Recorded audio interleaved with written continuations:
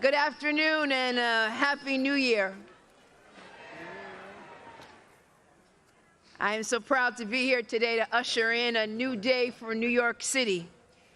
And today it is my honor and my privilege to swear in someone who has been a champion for tenants, a fearless fighter for working people in every corner of our city, my friend and the next Comptroller of New York City, Mark Levine.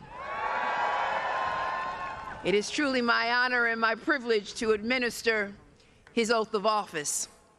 Comptroller-elect Levine, please raise your right hand and repeat after me. I, Mark Levine, do solemnly swear that I will support the Constitution of the United States, the Constitution of the State of New York, and I will faithfully discharge the duties of the Comptroller of the City of New York, according to the best of my ability. Congratulations, Mr. Comptroller. Wow.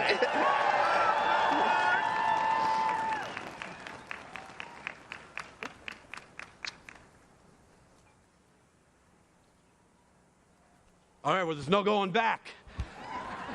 Give it up for the best Attorney General in America, Tish James. Give it up for the PS22 chorus, all the way from Staten Island to Staten Island in the house. The rest are stuck on the ferry. All right.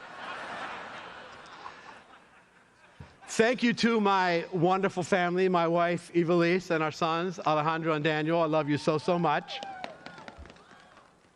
Thank you to my partners in city government, our new mayor, Zohran Mamdani, and public advocate, Jamani Williams.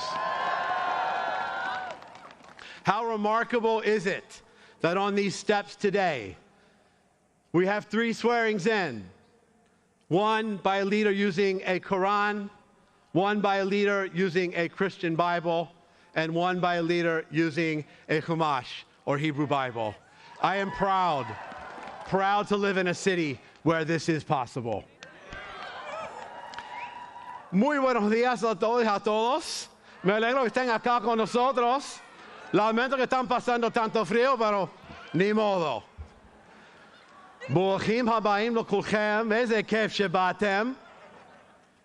Shalom puime edomazisas.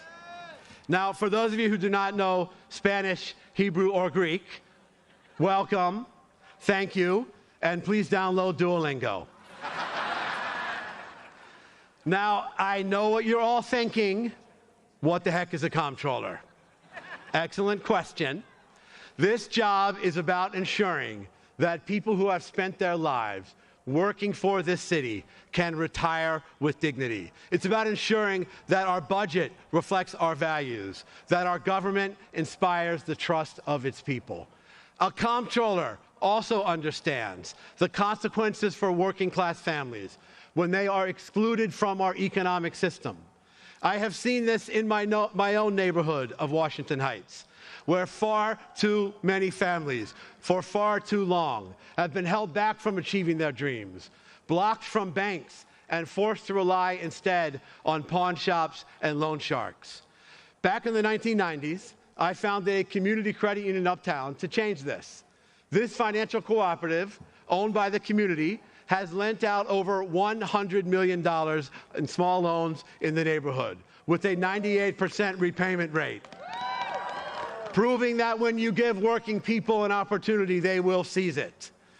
This is what our city must do now on a grand scale. Build an economy where we care for each other, where our prosperity is shared, where everyone has a fair shot. Our city today is booming for people at the top, but it's getting tougher and tougher for working families to pay their rent, to find a job with a living wage, and yes, Mr. Mayor, to find affordable childcare. A comptroller must use the tools of the office to close this gap, and I will. We will invest tens of millions of dollars in new units of affordable housing to build all over the 5 boroughs. We'll make sure that housing is actually built, no matter the opposition from entrenched constituencies. We'll use the powers of oversight in the Comptroller's office to ensure that the city keeps its promises, that it delivers the highest quality city services, that every nonprofit with a city contract actually gets paid on time. Wow, very big applause line. Note that, Mr. Mayor. We got to work on that. We will secure full funding for legal services for New Yorkers facing eviction so that at last our city lives up to its obligations under our first in the nation right to counsel law for tenants. Right, Vanessa Gibson? You on board for that? We will invest in protecting our imperiled planet by accelerating our city's transition to green energy so that one day when we look at New York from above, we will see a city full of solar panels and trees. We will protect the immigrants of this city so that families are not ripped apart by masked, unnamed government agents. And we will seek to understand each other. Though we will not always see the world the same way, we can and must ensure that all New Yorkers feel safe and respected, whether they're entering a house of worship, lighting a menorah in public, or saying the Salah prayer anywhere in this city. Our city government can and must take on the challenges of this moment. But to do that, we need a better city government, one that uses the tools of the modern era, a government freed from the worst limitations of bureaucracy, one nimble enough to move fast during a period of accelerating change and to capitalize on the new promises of technology while protecting against its perils.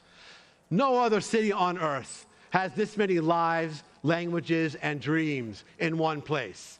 Our task now is to ensure that this will be a city where all of us together can achieve those dreams.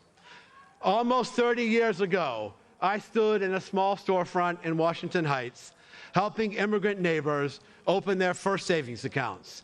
They trusted us with their dreams, a small business, a child's education, a home of their own.